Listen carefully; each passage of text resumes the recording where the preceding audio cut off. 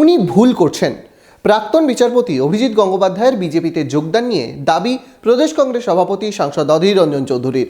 বৃহস্পতিবারই বিজেপিতে যোগ দিলেন প্রাক্তন বিচারপতি অভিজিৎ গঙ্গোপাধ্যায়।